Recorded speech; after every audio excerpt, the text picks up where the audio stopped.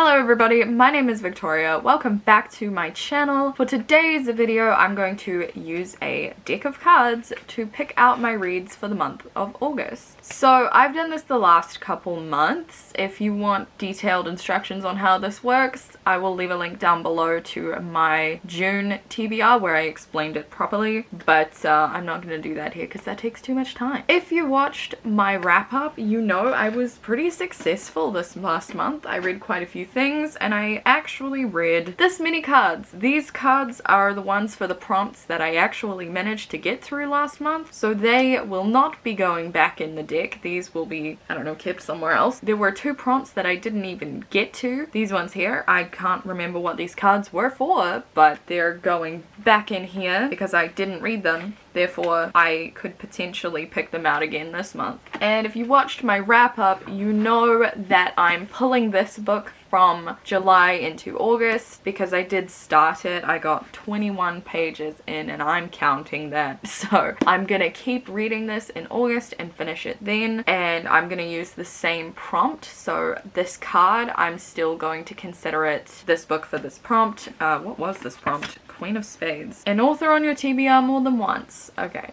so this, I'm still reading Reflection by Elizabeth Lim for that prompt. I'm just dragging it into the next month. I'm allowing this. I make the rules here. You can't tell me what to do. This is a kind of retelling or spin on the Disney animated film Mulan, where she has to go into the underworld. So this is on my TBR. But other than that, what's happening in August? It's my birthday. Not that you cared, but if you did,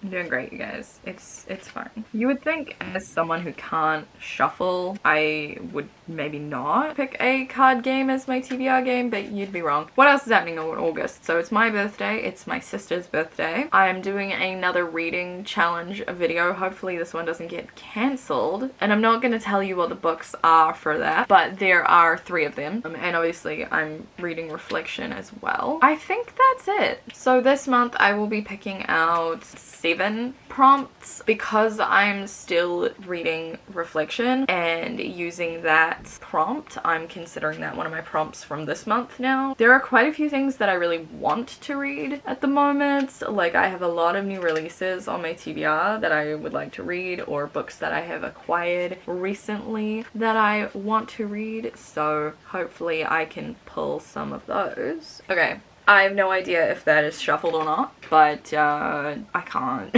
I don't know what any of my prompts even are. I haven't looked at my prompt board since last month's TBR, so you're gonna have to believe me that I'm not cheating. So I'm gonna pull 7 cards, which will be 7 prompts, and then I'll go away and pick out the books that I want to read and come back and show them to you. So let's go. First card. What is it? 5 of Diamonds. By the way, all of these cards are geniuses of literature, according to this. So this is a 5 of Diamonds. The prompt for that card is a paperback, so that's not very hard. I'm sure I can achieve that. The next card is Ace of Spades. This is a book with multiple POVs. I read so many books last month that had multiple POVs. I'm sure I'll find something. Next up is 5 of Spades. That is a book you're intimidated by. Does it have to be? God damn it. That's not a fun prompt. Why have I got that in my prompt board? God damn it. Okay. Oh, focus camera. I'm testing out the autofocus on my camera, so I don't know if this is better or worse than normal, but it's what we've got for today at least. 4 more prompts. That's off center. 6 of Hearts. This is the prompt. A book with a beautiful cover. Okay. Clearly I was feeling very dramatic when I made that prompt. Next up is this is another 5. It is another 5. 5 of Hearts. This is a book set during World War II. Okay, I read a bunch of those in April. I did a 24-hour reading vlog where I read only books set during war, but I own quite a few books that are set during World War II. And by quite a few, I mean at least 3. So this will be good to read through some of those. The next prompt is Queen of Hearts. No! I've had this prompt before. A book with a color in the title, but I don't want to. Last prompt. Please be a good one, for God's sakes. 4 of Spades. Oh, a space book. A space book? Why is that a prompt? So this is a purposefully kind of vague prompt, so it can be a book set in outer space, it can be a book that has a lot of space travel, it can be a book that is set on Earth but is to do with space or aliens. There's a lot of wiggle room here. Really? Okay, well, those are my prompts. These are my cards. I'm gonna take these and I'm gonna go pick out my books, and then I will come back and show you everything I have selected. And hopefully I don't hate it all.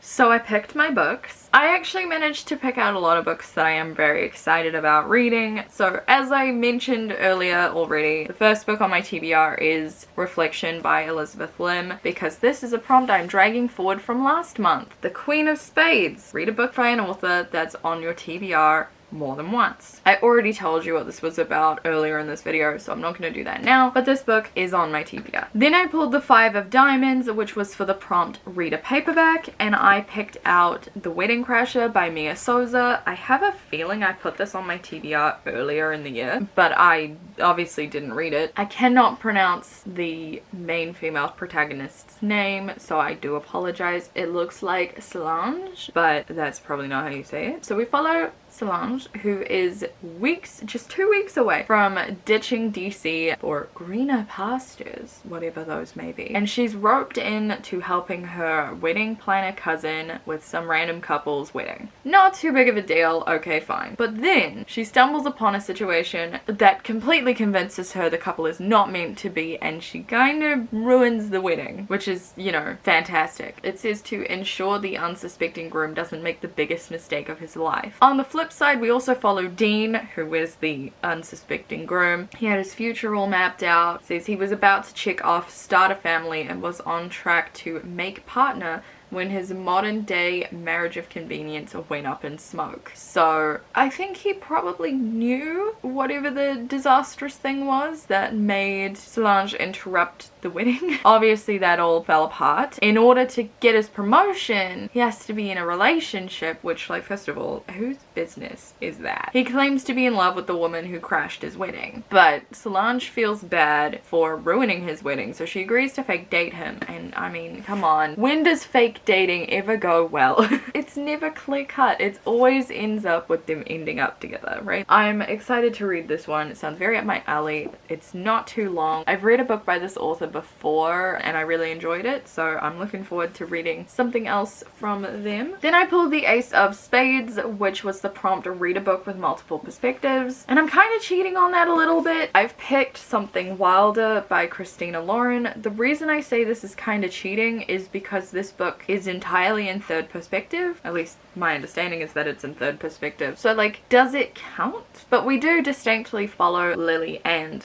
Leo separately, so I'm considering it multiple perspective. So this is Christina Lauren's latest book. It's an adult romance, and we follow Lily, who is daughter of a notorious treasure hunter and absentee father. She uses his hand-drawn maps to guide tourists on treasure hunts through the gorgeous red rock canyons of Utah. And then lo and behold, but who should show up as someone that she has to guide through these trails but Leo, a blast from the past, and a group of his friends. Now, whatever happened between Lily and Leo clearly didn't end well, because she hates him and he considers her his biggest regret. I'm not sure what exactly went down, but enemies to lovers, right? Like, that's what this is. I love Christina Lauren's books. I've read almost every single one, so I'm very excited to read this one, and I'm very upset that it is taking me until August to do so, because I pre-ordered this book. The next prompt, I don't like this prompt, and I hope I read the book so it doesn't come up again, is the 5 of Spades, read a book you're intimidated by. So I decided to use this prompt to pick out a classic for the month. I try to read a classic every single month. I want to read 10 classics in the year, but I already don't think that's gonna happen. But you know what, we're still gonna keep reading them. And so I picked A Tale of Two Cities by Charles Dickens. I absolutely hate reading Charles Dickens books, so this makes no sense to anybody. It's fine. He's just so boring. Like, he's so boring.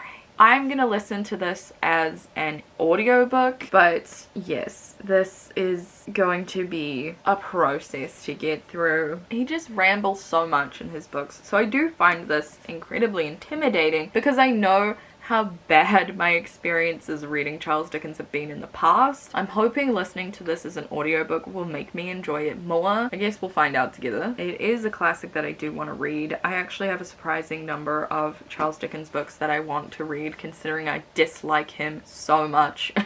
The next prompt was The Six of Hearts, read a book with a beautiful cover, and I picked Tokyo Dreaming by Emiko Jean. This came out not long ago, and I really want to read it. And it's beautiful! I mean, the first book is beautiful. Where is that? This is the first book. It came out last year. I read it then and I loved it. In fact, a lot of people read it and loved it, yet I've heard no one talk about this. And I am immediately noticing a difference here. Wow, okay. This book is textured on the girl. This book is not. What a scam. I read this last year, loved it. Reading that book felt like watching The Princess Diaries, so I loved it. And so I had to get the sequel when I found out that was a thing. I haven't seen anyone talking about this. That doesn't mean they're not. I'm probably just not in the right circles of booktube for it. I'm very excited about it. I loved the first one so much. I really hope this book doesn't let me down, but it's really pretty. I love the cherry blossoms on it. So the first book in this duology follows our protagonist, Izumi, who finds out that her father, who she's never known, is the crown prince of Japan. So she ends up in the first book going over to Japan to meet her father and the royal situation and learning about what being a princess means and all of that. Very Princess Diaries-esque. This follows on from the end of that first book, and so I'm not going to say what this is about because spoilers. Then I pulled the Five of Hearts, which that's coincidental, don't we all agree? And the prompt for this was to read a book set during World War II. I picked a book that is set during both World War II and World War I, and that is Lovely War by Julie Berry. This book is a sweeping multi-layered romance set in the perilous days of World Wars I and II, where gods hold the fates and the hearts of four mortals in their hands. So it's telling two different love stories from the two different wars. Their story, as told by goddess Aphrodite, who must spin the tale of base judgment on Mount Olympus, is filled with hope and heartbreak, prejudice and passion, and reveals that though war is a formidable force, it's no match for the transcendent power of love. So our perspectives in this book are the gods. I am very intrigued to see what this book does. Like, it fascinates me to no end, and I need to read it. But it sounds really cool. I haven't really seen this around too much. I am very excited about it. Then I pulled the Queen of Hearts, which is the prompt,